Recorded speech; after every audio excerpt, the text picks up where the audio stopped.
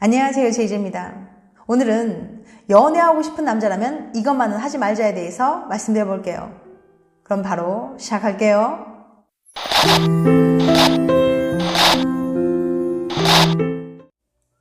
나야 게임이야. 어제는 우리 3주년 기념일이었어요. 하지만 그는 여전히 배틀그라운드 게임에 빠져 있었죠. 저는 참을 수 없어서 나야 게임이야, 지금 선택해 하고 물었어요. 그가 뭘 선택할지 뻔히 알면서 말이에요. 이거는 어느 인터넷 카페 게시판에 올라온 익명의 글입니다. 눈물 나는 이 사연 혹시 당신도 공감되시나요? 게임이 연인이나 배우자 사이의 갈등을 만드는 경우는 생각보다 많은데요. 이번 영상에서는 게임이 연애에 어떤 악영향을 끼치는지 알아보도록 할게요. 브리거명 대학의 코인 교수는 게임이 연인들에게 어떤 문제를 일으키는지 알고 싶었습니다. 교수는 2,666명의 사람들을 모집해 설문조사를 실시했어요. 조사 결과 남자들은 게임하는 시간이 길수록 여자친구와 더 자주 많이 싸우고 있었어요. 그뿐만 아니라 싸우는 과정에서도 더 폭력성을 드러내고 있었죠. 게임을 하는 남자들이 전부 나쁜 것도 아닌데 도대체 왜 이런 결과가 나오게 된 걸까요? 코인 교수는 두 가지 이유를 들어서 이 결과를 설명했습니다. 첫 번째, 데이트할 시간이 없다. 남자들은 여자보다 게임에 투자하는 시간이 더 길었어요. 여자친구를 위해 투자할 시간은 상대적으로 줄어들 수밖에 없죠. 예를 들어 집안일을 함께 한다거나 여자친구의 고민을 들어주는 일 말이에요. 연인 간의 교류가 적으면 남들보다 더 많이 싸울 수밖에 없어요. 두 번째, 과격해진다. 또 다른 이유는 바로 게임의 장르 때문입니다. 남자들은 여자보다 폭력성과 선정성이 더 높은 게임을 선호하고 있었어요. 누군가를 때리고 죽여야 살아남는 게임들은 폭력성을 높이는 경향이 있죠. 그런 게임에 과하게 몰두하면 갈등 속에서 과격한 모습을 보일 가능성이 커지게 되는 거예요. 같이 할 수는 없을까요? 그럼 왜 여자들은 게임을 해도 연인과의 갈등이 생기지 않는 걸까요? 이는 성별에 따라 게임을 하는 목적의 차이가 컸기 때문입니다. 여성들은 게임을 하나의 데이트 방식으로 이용하는 사람들이 많았어요. 남자친구와 조금이라도 더 함께하기 위해서 게임을 하는 거죠. 이렇게 두 사람이 함께 즐기기 위한 목적으로 게임을 한다면 갈등이나 폭력성은 높아지지 않아요. 게임의 문제가 아니라 연인을 내버려 두고 혼자 게임에 빠져 있는 게 갈등을 만드는 원인이라는 거죠. 그러니까 너무 과하지 않게 하면서 늘 애인을 신경 써준다면 게임도 분명 좋은 취미가 될 수 있답니다. 연인과 사이가 좋지 않은 당신 혹시 이것 때문에? 오하이오 대학의 부시맨 교수님은 한 가지 특별한 실험을 준비 중입니다. 저는 이 저주 인형과 일기장을 107쌍의 커플에게 나눠줄 거예요. 커플들은 앞으로 3주 동안 밤마다 그날 애인이 짜증나게 군 만큼 이 저주 인형의 바늘을 꽂게 될 겁니다. 단 저주 인형을 찌르기 전에 일기장에 지금 얼마나 배고픈지 적어야 해요. 자, 이제 우리는 배고픔이 연애에 얼마나 치명적인지 똑똑하게 보게 될 겁니다. 과연 무시무시한 실험의 결과는 어떻게 되었을까요? 흥미로운 패턴이 나타났습니다.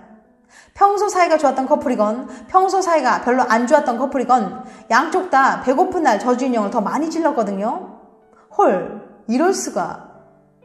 배가 고픈 날에는 연인이 갑자기 미워지기라도 한 걸까요? 부시맨 교수님은 이렇게 설명했어요. 원인은 바로 혈당에 있습니다. 혈당은 피 속의 포도당 농도로 우리 뇌의 중요한 에너지원이죠. 우리가 의식하진 못하지만 연인과의 갈등에 잘 대처하려면 많은 정신적인 에너지가 필요합니다. 그러다 보니 배가 부를 땐 너그럽게 넘어갈 수 있는 일도 배가 고플 땐 잘 넘어가지 못해요. 당연히 연인과 싸울 일이 더 많아지죠. 에이, 설마 배고파서 싸웠겠어? 라고 생각하실지도 모르겠지만요. 연인과 싸우는 일들이 보통은 아주 사소한 이유 때문이라는 걸 생각해 보세요. 배고픔이 싸움의 직접적인 원인이 되지는 않더라도 사소한 갈등을 크게 키우는 데는 분명 큰 역할을 할 수 있어요. 이제부터는 관계의 분위기가 심상치 않거나 연인이 왠지 날 긁는 것처럼 느껴질 땐 일단 밥부터 드세요. 맛있는 걸 잔뜩 먹고 나면 서로에게 짜증냈던 일이 별일 아닌 것처럼 느껴질 수도 있어요. 물론 싸울 때는 이런 거 하나도 기억이 안 난다는 거 잘 알아요. 그래도 한 번쯤 혹시 하고 떠올려 주시길 바랍니다. 행복한 사람과 연애하면 이것도 좋아진다? 사랑하는 사람을 행복하게 해줄 수 있다면 당신의 행복을 포기할 수 있나요? 어떤 이들은 애인의 행복을 위해 나는 조금 힘들어도 불행하게 살아도 괜찮다고 생각할 수도 있어요. 더 좋은 것들을 사주고 싶어서 힘들고 맞지 않는 직장을 그만두지 못하거나 애인의 뒷바라지를 위해서 내 삶의 여유를 포기하기도 하죠. 하지만 만약 당신의 불행이 애인의 불행으로 이어진다면 어떡하죠? 당신의 애인이 위험하다. 미시간대의 윌리엄 초픽 교수는 연인의 불행이 상대방의 건강에 어떤 영향을 끼치는지 궁금했어요. 무려 1981쌍의 커플들을 모집해 6년 동안 관찰하면서 요즘 얼마나 행복한지 질병을 얻진 않았는지 조사했어요. 결과는 생각보다 심각했습니다. 불행한 연인을 둔 사람은 요즘 자신의 건강과 컨디션이 좋지 않다고 느끼고 있었거든요. 행복한 연인을 둔 사람에 비해 운동을 하지 않았고요. 무엇보다도 크고 작은 병을 달고 살았습니다. 아니 도대체 이게 무슨 일이죠? 불행한 사람들의 특징. 초픽 교수는 실험 결과를 3가지 이유로 설명합니다.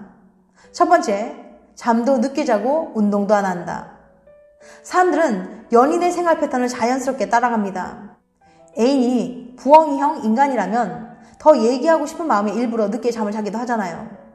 그런데 삶이 불행한 사람은 수면 시간이 매우 불규칙하고 평소 운동량도 남들에 비해 적었습니다. 만약 당신의 삶이 불행해져서 생활 패턴이 불규칙해진다면 당신의 애인 역시 잠도 제때 못 자고 운동도 못하게 될 거예요. 두 번째, 잔소리를 안 한다. 사실 건강관리에는 자신의 의지만큼이나 애인의 관심과 잔소리가 중요합니다.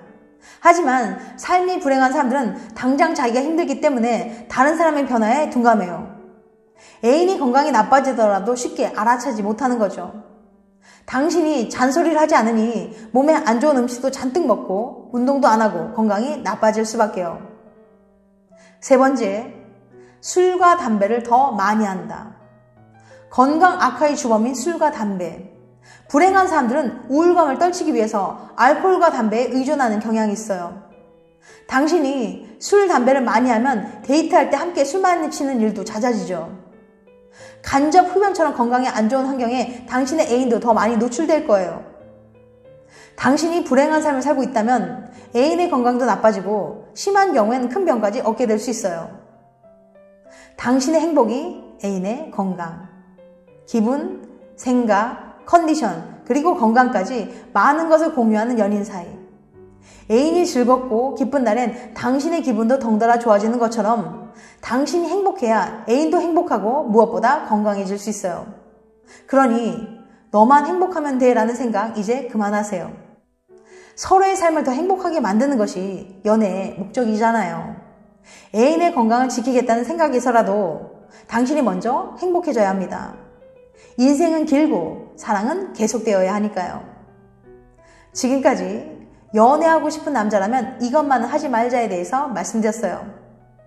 다음엔 더 재밌고 유익한 영상을 찾아뵐게요. 끝까지 시청해주셔서 감사합니다. 다음에 또 봬요. 안녕.